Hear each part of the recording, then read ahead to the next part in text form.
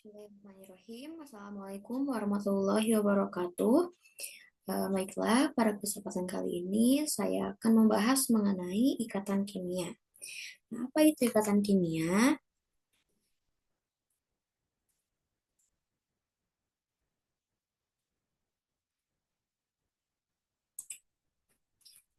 Ikatan kimia adalah ikatan yang terjadi antara dua atom atau lebih sehingga membentuk suatu senyawa yang stabil.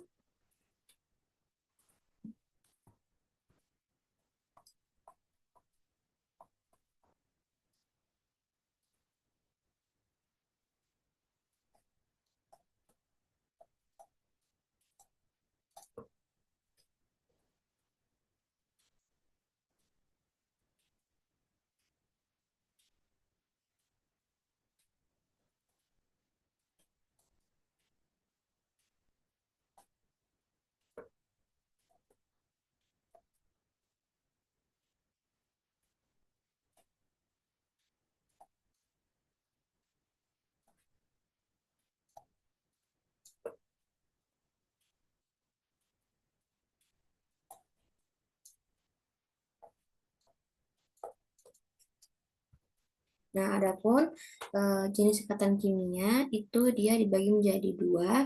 Ada ikatan kimia intramolekul dan ada ikatan kimia intermolekul. Kalau intramolekul dia adalah ikatan yang terjadi antara atom-atom. Jadi ini adalah ikatan antar atom-atom atau unsur-unsur pembentuk senyawa.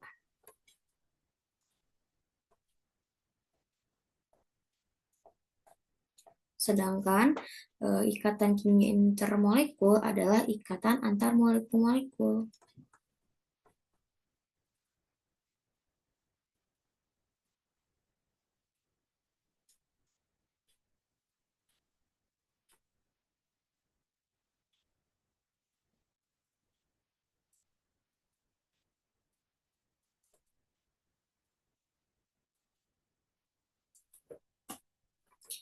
Nah, untuk ikatan kimia intramolekul, dia dibagi lagi menjadi tiga, yaitu yang pertama ikatan ion, lalu yang kedua ikatan kovalen, di mana nantinya ikatan kovalen ini dibagi menjadi tiga, ada ikatan kovalen tunggal, lalu ada ikatan kovalen rangkap, entah itu rangkap 2 atau rangkap 3, dan yang terakhir adalah ikatan kovalen koordinasi.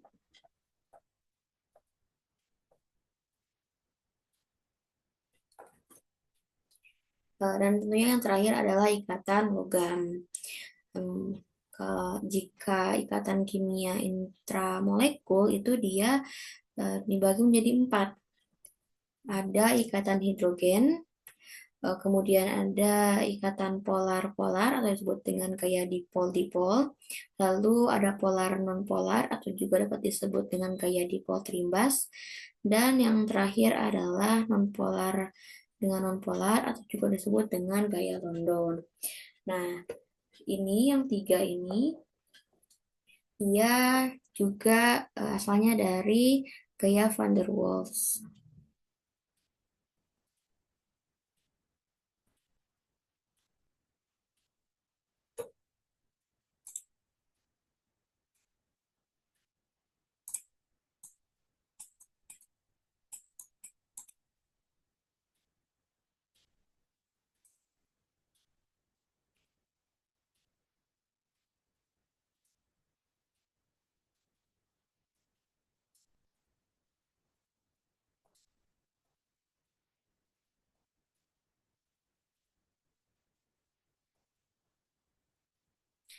Seperti itu. Kemudian, nah ini mengenai kestabilan unsur yang ada pada tabel periodik unsur, di mana unsur itu dia sebetulnya cenderung tidak stabil karena elektron pada kulit terakhir atau elektron valensinya itu dia tidak penuh. Nah, yang penuh itu eh, hanya terjadi pada golongan gas mulia. Nah, ini golongan gas mulia,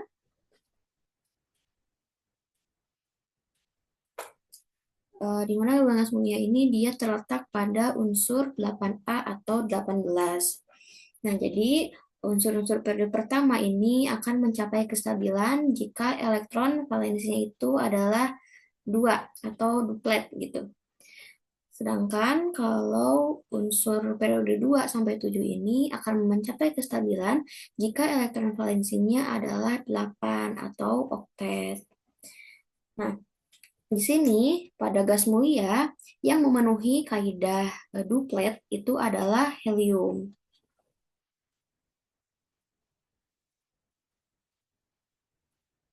Sedangkan dari neon sampai terakhir itu sampai radon eh, memenuhi kaidah oktet.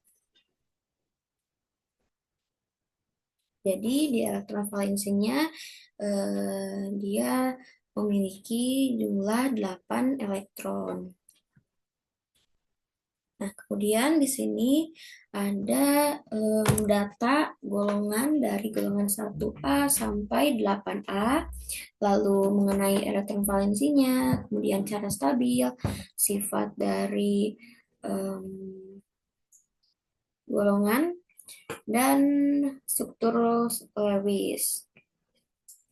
Nah, kita mulai dari golongan 1A. Di sini ada unsur natrium dengan nomor atom 11. Nah, jika kita membuat konfigurasi elektron dengan metode Bohr, kita dapat menuliskan berarti 281. Nah, satu ini artinya dia memiliki elektron valensi sebanyak 1. Nah, sehingga dengan begitu cara untuk natrium stabil dia harus melepaskan 1 elektron. Nah, oleh karena itu kita itu dapat menulis seperti ini misalkan jadi Na positif gitu atau +1. Tapi biasanya kalau 1 itu tidak ditulis, jadi cukup dengan simbol saja. Nah, kemudian sifatnya itu pada golongan 1A logam kecuali hidrogen karena hidrogen ini dia bersifat non-logam. Nah, kemudian contoh struktur Lewis. Nah, struktur Lewis ini adalah struktur yang tersusun dari simbol atom dan jumlah elektron valensi. Nah, karena natrium itu jumlah elektron valensinya adalah 1, maka kita dapat menulis Na dengan jumlah titiknya itu 1. Kemudian kita lanjut ke golongan 2A. Nah, golongan 2 ini contohnya adalah Mg atau magnesium. Magnesium nomor atomnya 12, sehingga jika menggunakan konfigurasi elektron Bohr, berarti konfigurasinya adalah 282. Nah, jika seperti ini, artinya elektron valensi dari Mg ini adalah 2. Nah, kemudian untuk mencapai kestabilan, Mg ini harus melepas sebanyak 2 elektron. Dengan begitu kita dapat menulis bahwa pada golongan 2 ini dapat ditulis Mg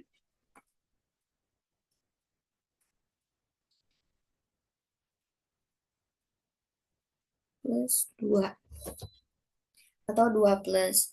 Nah, sifatnya itu adalah berupa logam kecuali Be.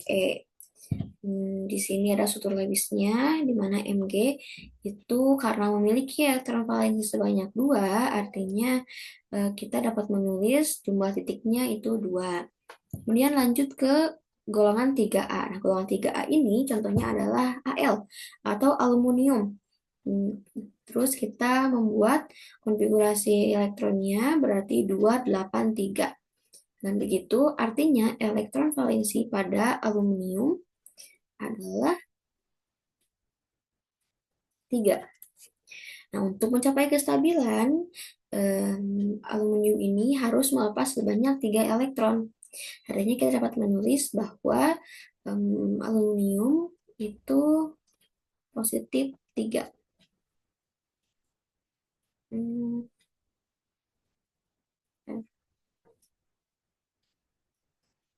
Oke. L positif 3. Nah, aluminium ini dia bersifat logam kecuali B. Nah, tadi karena aluminium itu memiliki elektron valensi sebanyak 3,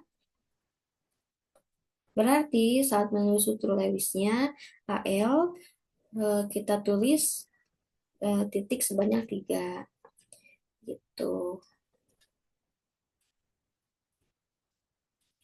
Kemudian lanjut kita ke golongan 4A. Nah, di mana golongan 4A ini contohnya adalah Si atau silikon. Al ini kita buat Si ini dapat kita buat konfigurasi elektronnya berarti 284. Sehingga elektron valensinya itu adalah 4. Kemudian, nah, untuk mencapai kestabilan pada unsur karbon dan silikon itu dia cenderung menerima elektron. Berarti kalau menerima itu kita dapat menulis negatif 4. Dan melepas 4 elektron untuk unsur Sn dan Pb. Berarti kalau melepas itu artinya positif 4. Nah, dalam hal ini karena unsurnya adalah unsur Si, maka berarti kita dapat menulis Si negatif 4. Nah, kemudian Si ini dia, untuk karbon dan silikon itu dia bersifat non-logam, tapi jika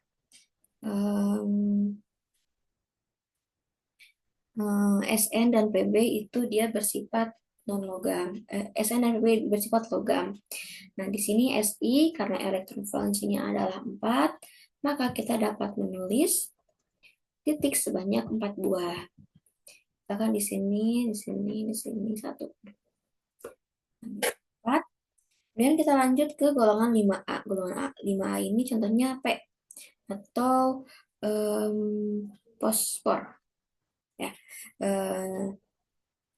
Kita buat dulu konfigurasi elektronnya berarti 285.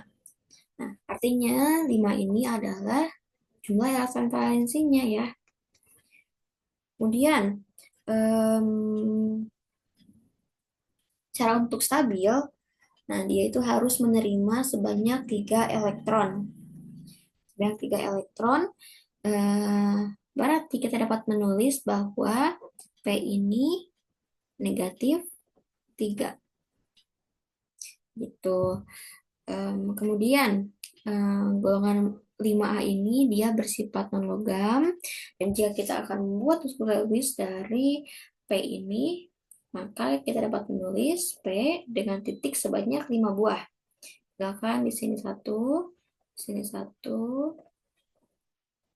sini 1, nah di sini 2. Itu ini adalah struktur Lewis dari P.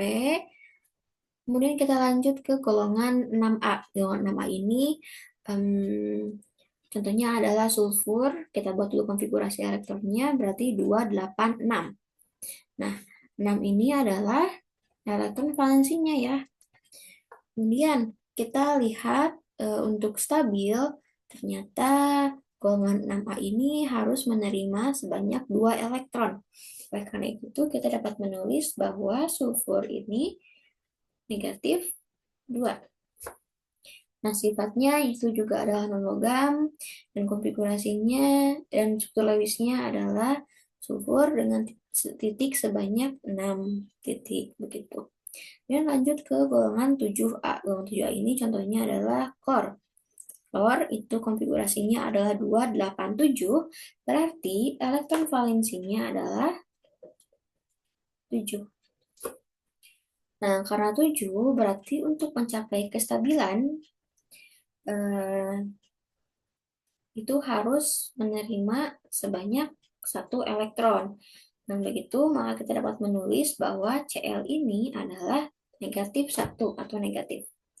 Kemudian sifatnya adalah non-logam, dan jika kita akan membuat struktur Lewisnya dari klor, berarti Cl, lalu kita tulis titik sebanyak 7 buah. Misalkan di sini satu, di sini satu, 2, 3, 4, 5, 6, 7 gitu. Nah, kemudian kita lanjut ke golongan 8A. Golongan 8A ini tadi adalah unsur gas mulia, di mana dia itu sudah memiliki elektron valensi yang duplet atau oktet dan eh, stabil gitu. Jadi kalau golongan unsur gas mulia dia dapat berdiri sendiri di alam. Beda dengan unsur-unsur yang lain, mereka harus berikatan dengan unsur yang sama atau dengan unsur yang lain. Nah, misalnya contohnya ada argon, kita buat dulu konfigurasi elektronnya, berarti 288. Nah, berarti elektron valensinya adalah 8. Lalu, nah karena cara stabil itu karena golongan 8A itu adalah golongan gas mulia, berarti dia sudah stabil karena sudah memenuhi kaidah oktet dan duplet dan oktet. Adapun sifatnya yang ada adalah non logam dan struktur Lewisnya itu berarti kita tulis dulu AR, lalu kita buat titik sebanyak 8 buah ya. 8 buah, di sini 2, kiri 2, di bawah 2, di kanan 2, dan di atas juga 2. Begitu. Kemudian kita lanjut ke um,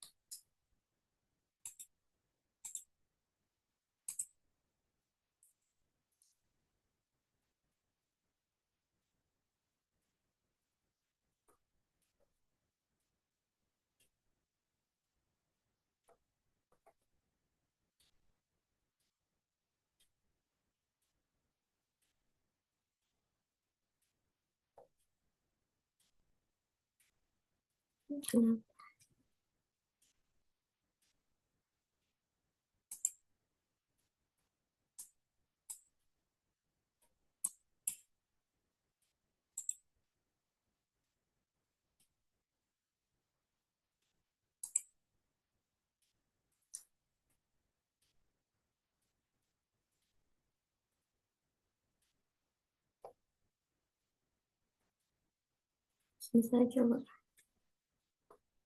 Nah, seperti itu. Ini 5, 6, 7, 8.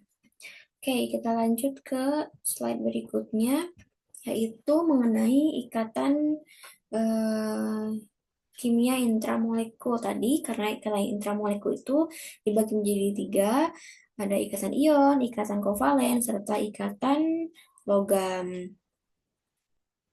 Nah, di sini pengertian dari ikatan ion adalah gaya tarik-menarik listrik antara ion positif kation dan ion negatif anion yang terjadi karena serah terima elektron.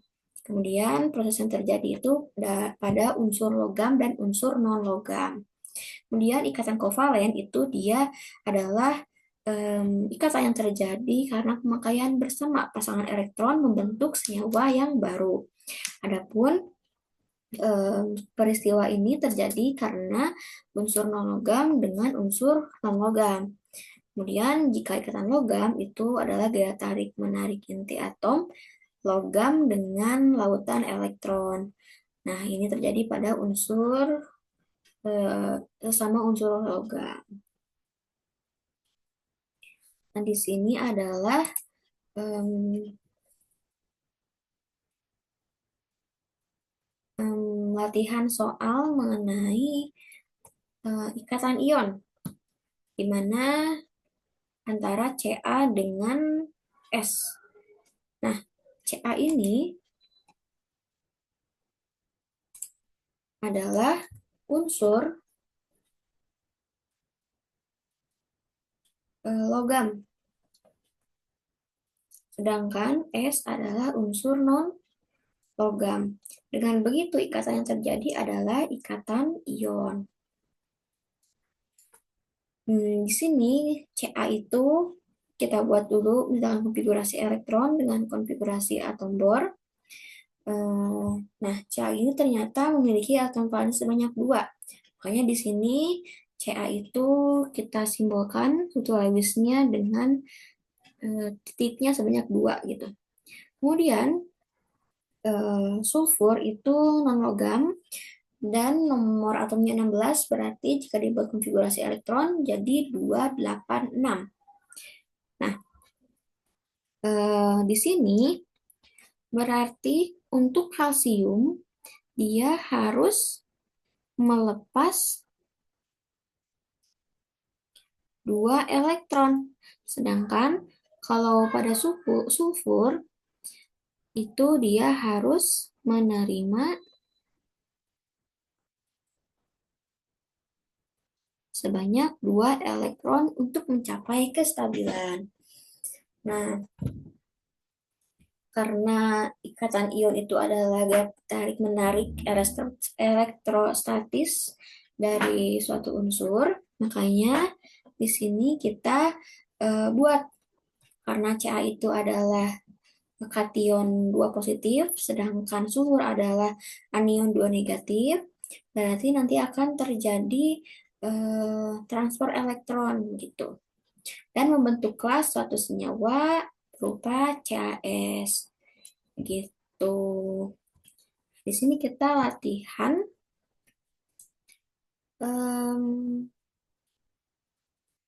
antara kation dan anion. Nah, jadi yang sebelah sini adalah kation, sedangkan yang di samping adalah anion. Gitu. Nah, untuk penulisan sendiri dari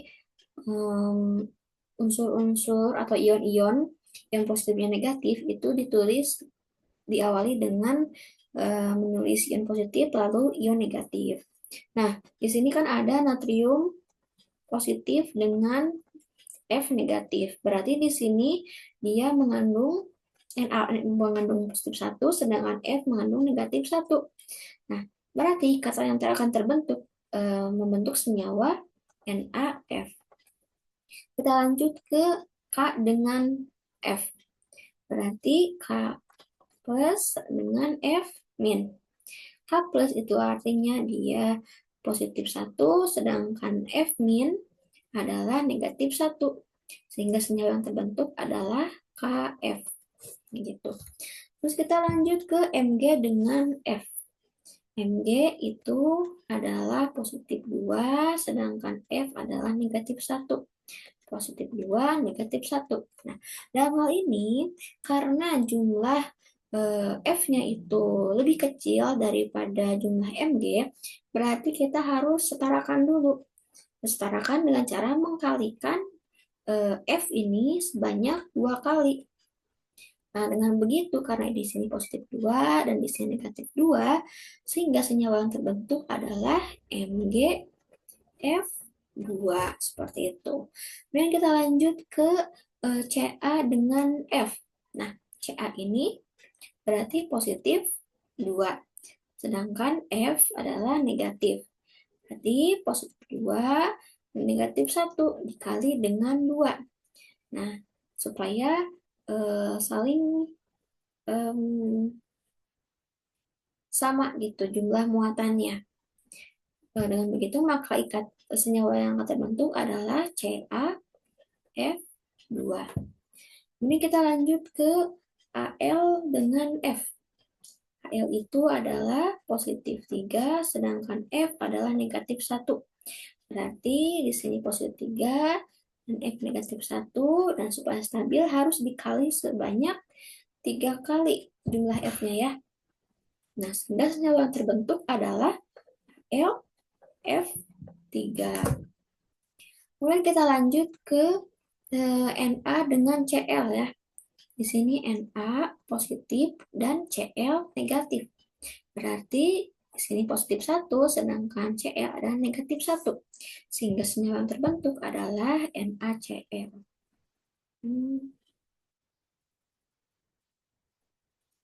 Bentar,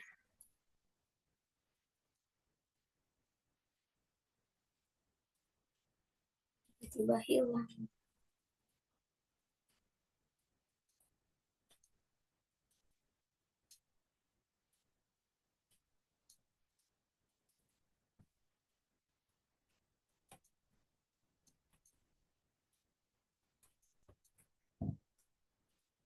Oke, 2 min.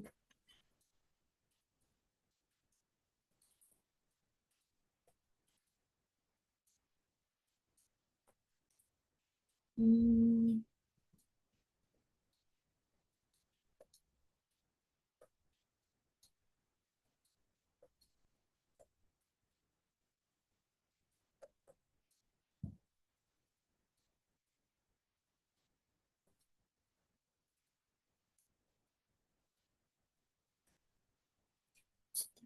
Tiga min 1 kali 3 di ALF3.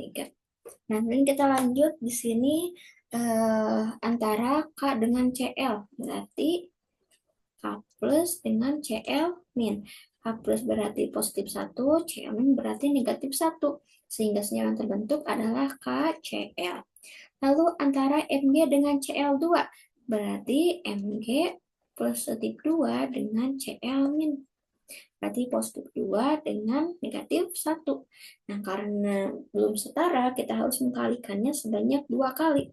Dengan begitu, senyawa yang akan terbentuk adalah MgCl2.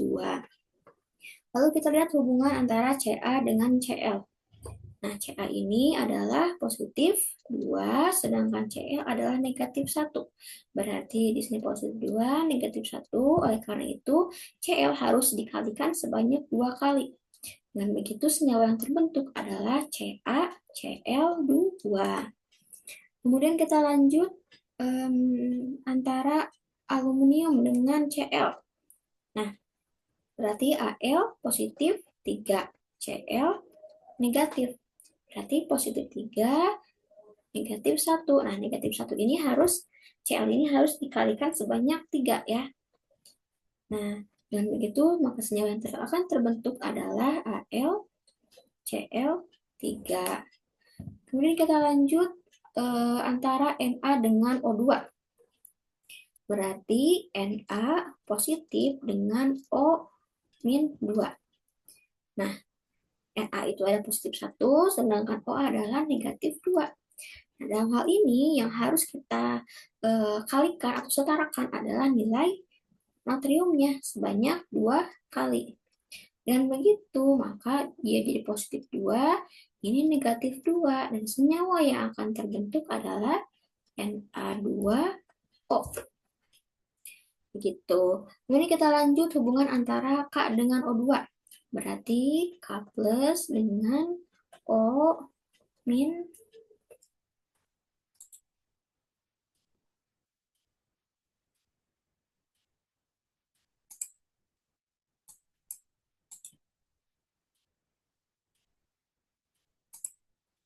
O min 2.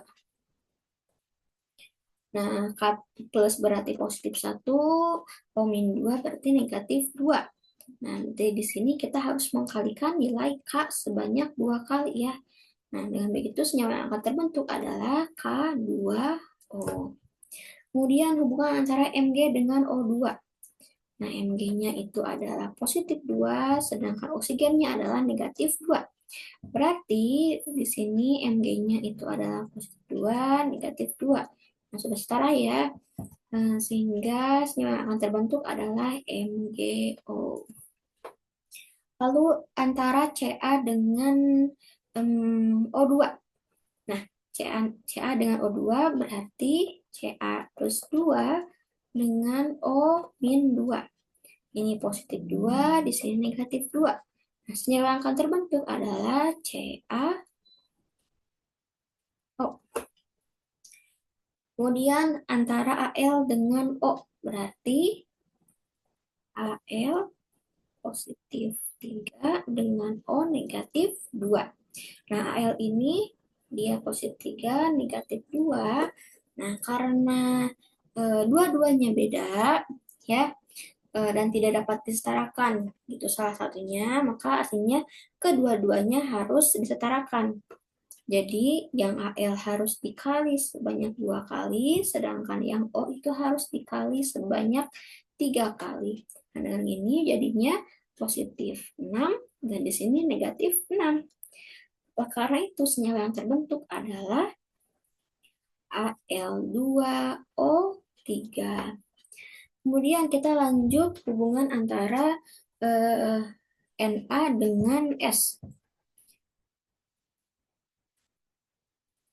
Na berarti positif dan S adalah negatif 2. Positif 1 dengan negatif 2. Nah, dengan begitu artinya yang Na harus dikali sebanyak 2. Nah, berarti di sini positif 2 dan S-nya negatif 2. Dengan begitu, senyawa yang terbentuk adalah N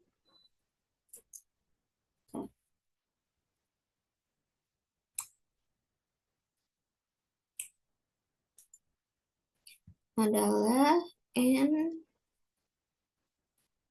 Na2S gitu.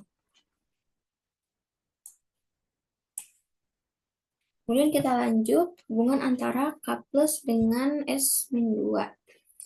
Berarti K plus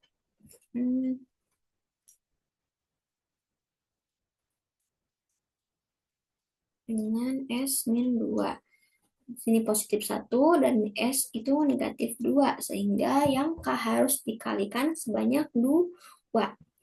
Nah, artinya senyawa yang akan terbentuk adalah K2S gitu. Selanjutnya, antara Mg dengan S. Di sini Mg-nya positif 2 dan S-nya juga dia negatif 2.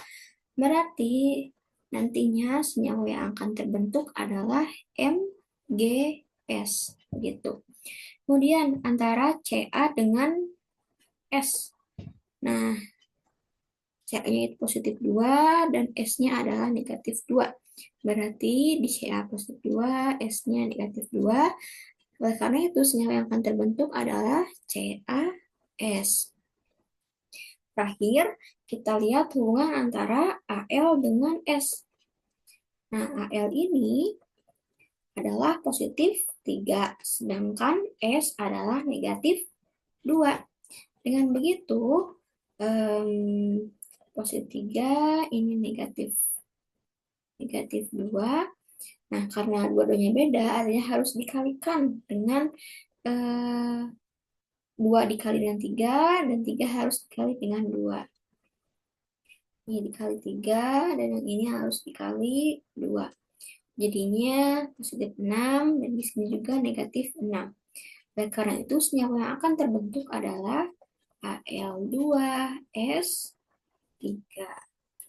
Begitu. Selanjutnya mengenai ikatan kovalen, di mana terjadi karena adanya pemakaian bersama pasangan elektron. Nah, ikatan kovalen itu dia dibagi menjadi 3 ya awalnya.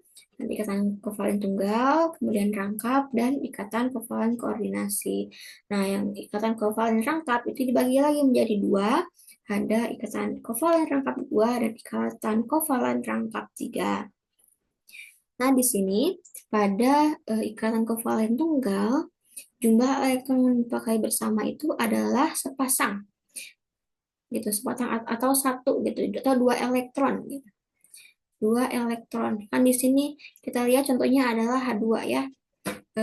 Jadi artinya hidrogen itu dia memberikan satu elektron, dan sebelah kiri, yang sebelah kanan juga sama, dia memberikan satu elektron, sehingga totalnya ada 2 elektron atau sepasang elektron yang saling berikatan membentuk kovalen tunggal. Nah, struktur bangunnya itu kita dapat tulis dengan H strip H.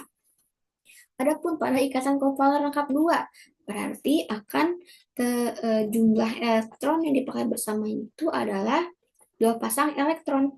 Di sini contohnya adalah O2. Nah, tadi untuk kita membuat untuk membuat struktur Lewis dari suatu senyawa, kita harus buat dulu konfigurasi elektronnya. Misalkan kan oksigen itu dia nomor atomnya adalah 16 ya. 16. Berarti kalau kita buat, misalkan kan dari tadi kita pakai konfigurasi Bohr gitu. Nah, sekarang kita coba pakai konfigurasi elektron modern. Berarti 1s, 2, 2s, 2, 2p, 6, 3s, 2, kemudian 3p, 4. Nah, artinya elektron valensinya adalah berapa? 6 ya, karena 4 ditambah 2 hasilnya adalah 6. Nah, berarti kita bikin dulu nih oksigen. Lalu elektron valensinya 6. Kita buat gini misalkan.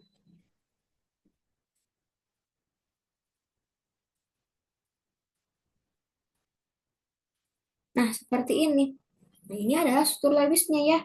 Jadi nantinya eh, oksigen ini akan mengikat 2 elektron, akan memberikan 2 elektron, serta yang sebelah kanan juga dia akan memberikan 2 elektron, sehingga nantinya dapat dipakai secara bersama. Dan dengan begitu dapat memenuhi kaidah oktet ya.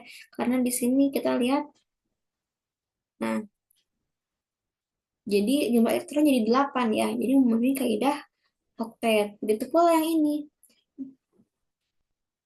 Nah, yang ini juga sama. Dia kalau sudah seperti ini telah memenuhi kaidah oktet. Kalau yang tadi hidrogen dia sudah memenuhi kaidah duplet karena elektronnya jadi ada 2. Sedangkan yang oksigen O2 itu dia memenuhi kaidah oktet karena elektronnya jadi ada 8.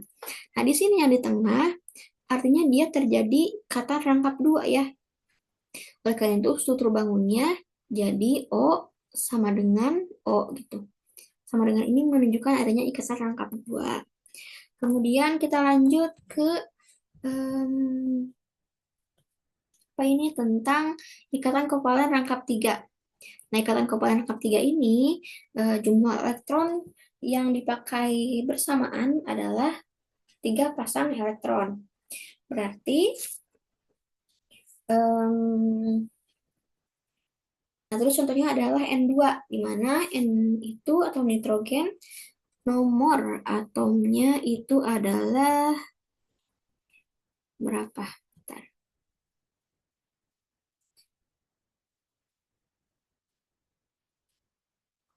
Oh, bentar.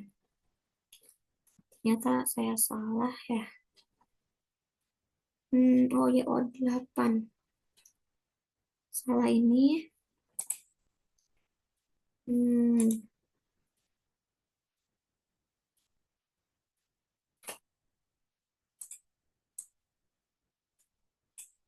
16 itu nomor massa.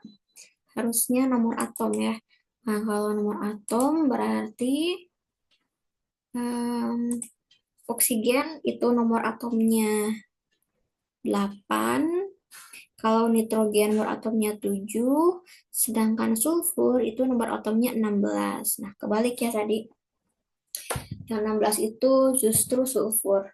Oke, kita ulang lagi bikin konfigurasi elektronnya ya. Berarti 1s2, 2s2, 2p, 4. Dan begitu elektron valensinya adalah 6. Nah, gitu. Sekarang kita lanjut ke nitrogen. Nitrogen itu nomor atomnya 7. Berarti kita buat konfigurasi elektronnya jadi 1s, 2s, 2p berapa? 3. Artinya elektron valensinya adalah 5. Nah, karena elektron valensinya 5, berarti kita buat sini nitrogen, sini nitrogen. Nah, berarti ada 5. Misalkan di atas 1, di bawah 1, terus di sini ada 3, jadi 5. 3, 4, 5. Nah, di sini eh, akan terjadi ikatan rangkap 3 ya. Karena di sini yang sebelah kiri juga dia jadinya oktet, yang sebelah kanan juga nanti berikatan, dan jumlahnya ada berupa oktet gitu 8. Dengan begitu struktur bangunnya N sama dengannya ada 3. Stripnya ada 3 N. Nah, ini menunjukkan bahwa ada 3 pasang elektron pada senyawa N2. Lalu yang terakhir itu adalah mengenai ikatan kovalen koordinat atau ikatan kovalen koordinasi, di mana sepasang elektron dari dua buah elektron dari salah satu atom. Jadi biasanya yang mendonorkan itu hanya salah satu atom saja gitu. Contohnya di sini ada pada SO2. Nah, S itu kita buat dulu konfigurasinya, berarti 1S, 2, 2S, 2, 2P, 6, kemudian 3S, 2, dan 3P, 4 ya. Ya, 3P, 4, sehingga elektron valensinya adalah 6. Nah, di sini yang menjadi atom pusatnya adalah S. Misalnya kita buat S di sini, kemudian O di sini, dan O di sini. Tadi S itu atom valensinya 6, kita buat konfigurasi, kita buat dulu suhu Lewisnya. Jadi di sini misalkan S, di sini juga S, di sini 4, 5, 6. Nah, 6 oksigen juga sama, dia elektron valensinya 6. Kita buat misalkan di sini, di sini, di sini, di sini, sini, sini, sini. Nah, jadi juga 6. Nah, di sini pada oksigen yang sebelah kiri, dia akan eh, berpasangan dengan 2 elektron milik sulfur. Sehingga nanti si oksigen sebelah kiri, dia telah memiliki kaidah oktet atau 8 elektron. Kemudian, yang kita buat dulu ini, struktur Lewis dari oksigen yang sebelah kanan. Nah, oksigen sebelah kanan itu dia kasusnya unik, yaitu merupakan eh, contoh dari ikatan kovalen koordinasi. Jadi kita harus tulisnya seperti ini. Sini 1, 2, 3, 4, 5, 6. Kenapa nulisnya seperti ini? Karena kita lihat ya, S itu dia harus jadi 8 ya, sedangkan awalnya dia ada 6. Nah, karena dia telah berikatan dengan oksigen yang sebelah kiri, kan dia jadi 8 tuh, sudah memiliki kaidah oktet. Sedangkan oksigen sebelah kanan dia baru punya 6. Otomatis dia harus mengambil 2 elektron milik si sulfur. Nah, tapi sulfur dia tidak mengambil elektron milik oksigen yang di sebelah kanan. Nah, di sini terjadi 2 ikatan. Yang sebelah sini ada ikatan rangkap 2, sedangkan hubungan antara S dengan oksigen sebelah kanan adalah ikatan kovalen koordinasi. ikatan koordinasi.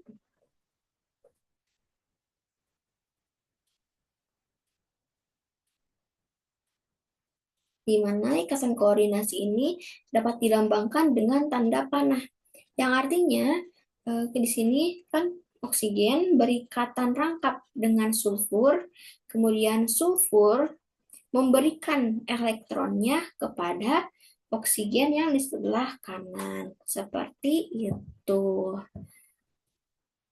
Nah, kemudian di sini ada latihan soal ikatan kovalen.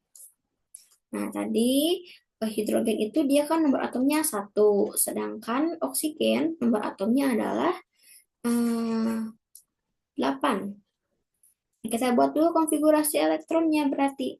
Nah, karena hidrogen itu adalah 1 nomor atomnya, berarti konfigurasinya adalah 1s1. Sehingga elektron valensinya adalah 1. Kemudian kita lihat oksigen. Nah, oksigen ini konfigurasinya adalah 1s2, 2s2, 2p4. Nah, begitu elektron valensinya adalah 6. Nah, perlu diingat, walaupun hidrogen berada pada golongan 1, namun sifatnya adalah bersifat non-logam. Ini dia adalah non-logam.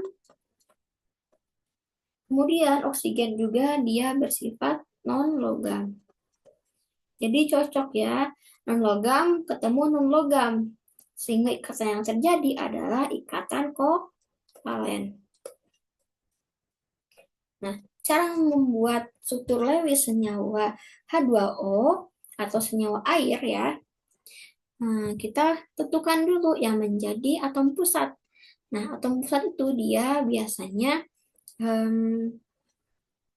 di tengah ya.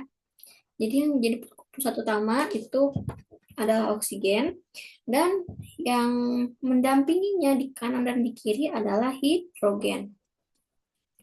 Kemudian hidrogen dia memiliki atom valence 1, berarti kita dapat menulis, misalkan kita biar berbeda ya, pakai X gitu.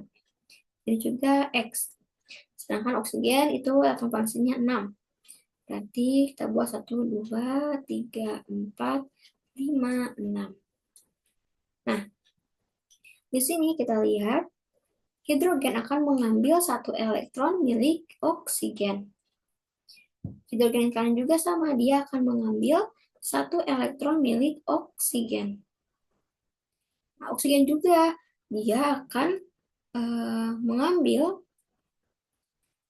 mengambil masing-masing 1 elektron milik H sebelah kanan dan H sebelah kiri.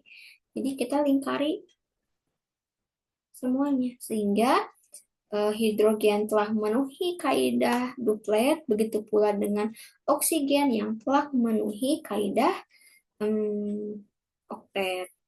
Nah, di sini terjadi ikatan. Ini ikatan tunggal.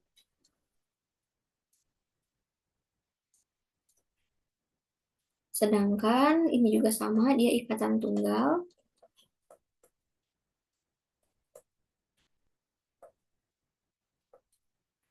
Dan nah, di sini pada atom pusat oksigen dia memiliki PeB.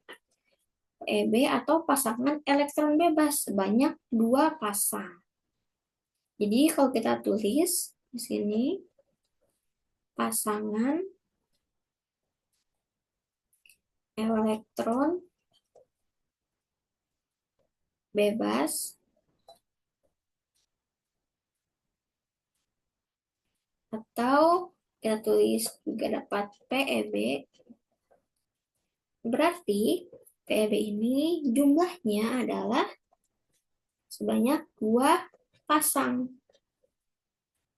Atau dapat ditulis juga 4 buah elektron.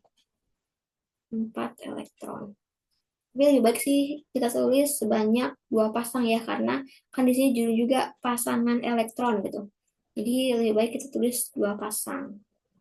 Jadi dalam hal ini senyawa H2O memiliki 2 pasang elektron pada atom oksigen. pada atom pusat oksigen. Nah, sedangkan pasangan elektron ikatan atau PEI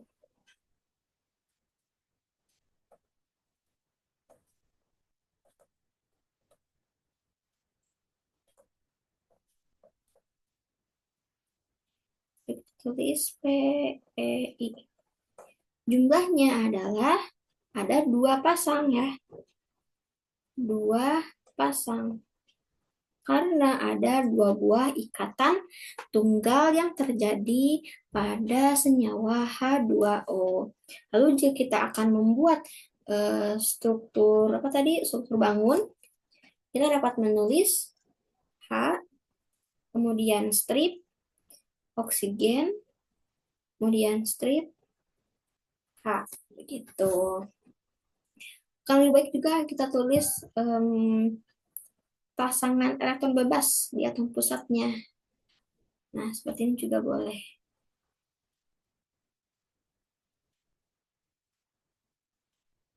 Begitu. Ini adalah struktur bangun dari H2O dan yang atas adalah struktur Lewis dari senyawa H2O.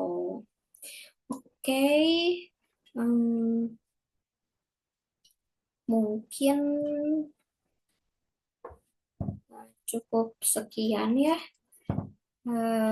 mengenai materi yang kita bahas pada pertemuan kali ini. Selanjutnya paling kita akan membahas mengenai soal-soal dari ikatan kimia, baik itu dari senyawa ion, ikatan ion, ataupun ikatan kovalen. Namun apabila misalkan penasaran gitu, ingin mencoba menjawab boleh, dan nantinya kita akan bahas pada pertemuan berikutnya. Oke, karena keterbatasan waktu, kita cukupkan sekian pada pertemuan kali ini. Mohon maaf bila ada kesalahan. Terima kasih atas perhatiannya. Wassalamualaikum warahmatullahi wabarakatuh.